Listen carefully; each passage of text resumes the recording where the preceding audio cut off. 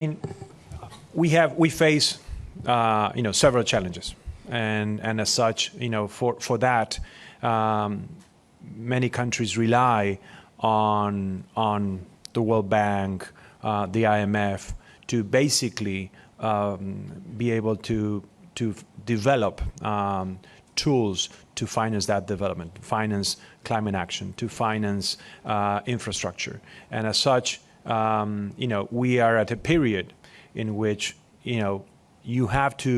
countries have to balance that, in turn with their own macroeconomic situation in that respect. We have many of our countries in the G24 have significant natural resources that need to be developed. Okay, those are the ones that are part of transition energy, for example, and those are situations in which when you cannot access private financing, the role of development financing in terms of climate, in terms of energy transition, etc., is very, very important. But those are challenges that are on the table that we need to address, and we are addressing together as a group and as an individual countries as well. Thank you. I'm going to go back to the floor. Gentleman right here, and we can go all the way back to you, sir. All right, two questions. I'm Rufai Hosseini from Nigeria Rise TV. I'm coming to you, sir. Yes, you brought back fiscal discipline to Argentina, but can you quantify the harmful effects on the lives of the citizens? And that's what we don't talk about. The strikes, the protests, the fact that people don't have money in their pockets. Secondly, you also talked about building resilience. But how do we build resilience where most of the countries in the G24 have one similar problem? A lot of visionless leadership, definitely, and a lot of poverty. Our arms are already tied behind our hands economically. How do you expect us to build resilience? We're just led to the slaughter slab. Thank you. And can I go all the way back to the gentleman in the back, please? Hi, thanks for taking my question. My name is Magnus Sherman. I'm with Octus. I wanted to touch on debt restructuring.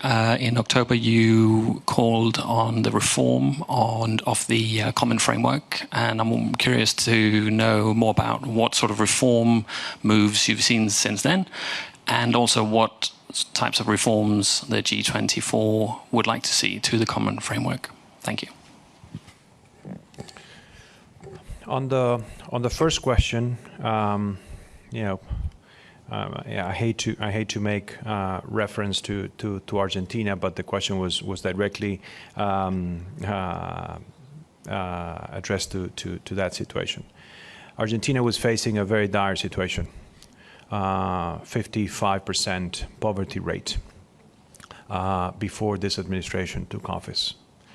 So the poverty levels in our country are unacceptable, and we have worked very, very strongly to do a couple of things that basically went straight to address that situation.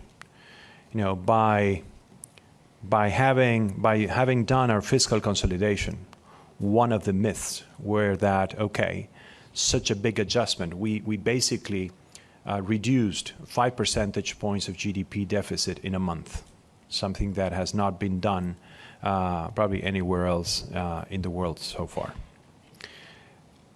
But we did it because we knew that we had no alternative. And at the end of the day, what happened is that, the myth is that by doing such an adjustment, you would enter into a deep recession. Argentina rebounded out of its recession that was 2.5 years long, 2 months after that fiscal consolidation. Since then, real wages have increased for 10 months straight. Poverty levels have been reduced from 54% to 38% in about a year. And economic activity has increased 6% December 24 to December 23 when we took over. It can be done.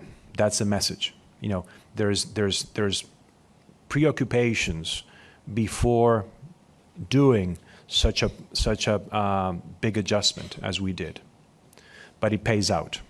You need the political will to do it. Everyone knows what needs to be done on the fiscal and monetary fronts. The books have been written about it. What happens is you need the political willingness to attack the problem, because that may hurt politicians when they make those decisions. You know, we have a very strong leadership in President Milei that it basically is the one that has said we need to go in this. And when we have done our adjustment, what he has said is we need to take care of the most vulnerable. We doubled in real terms, you know, while being able to achieve our financial surplus, we were able to double in real terms the assistance to the most vulnerable. And that is something that basically, you know, shows the amount of corruption and intermediation that was on the social plans that the national government was spending on. So now those funds have been redirected. You know, it's funny that we doubled the expenditures in real terms, but the amount that people received more than tripled, because we spent 100, you know, and we're now spending 200 in real terms. People got 60, so they received 60, and then they're receiving 200, and that is a very big realization from the most vulnerable population that they've been robbed for years. Because by maintaining fiscal consolidation, by maintaining a financial surplus, we were still able to double the assistance to the most vulnerable. So we go to Marcia on debt restructuring, because you spoke about it last time. Debt restructuring? Yeah, the common framework. Oh, the common framework. Yeah, the progress on that, yeah. Well, I want to add a little to what the chair said in response to the question before I go to the common framework. And that's just to say that the G24 member countries, we have some of the largest economies in the world as members of G24. And the good thing is that they achieved the growth, the size of their economy, most of them over the past 2 to 3 decades, China, India, Brazil. So that takes a lot of vision. That takes a lot of implementation of the right policies. So it's not quite a visionless leadership, but they've had to take policies that enable the countries to achieve what they have been able to achieve over such a short period of time. On the common framework, where we are on the common framework is that some countries have used it, some have found it beneficial. The only complaint, well, some of the complaints we've heard about is that the process takes a very long time, and during that long time, they are not able to access the market, or they have to take some difficult decisions when they don't know how it's going to play out. And we also made that position known.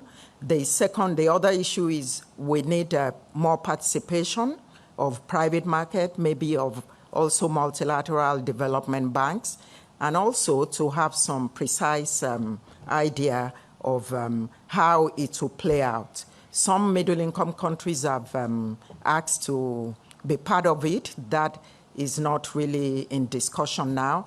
But all in all, countries have benefited from it, but there could be more benefits. Thank you. Mr. Chair, you would like to add anything? No.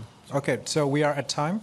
Thank you very much. Unfortunately, Minister Ardern had an obligation, so if you have any follow-up questions, just send it to press@g-24.org. That will also be in the media advisory, how to contact G24. The communique should have been posted on imf.org, and the transcript of this press conference will be made available later. Thank you very much for joining this press conference, and have a good rest of your day. Thank you.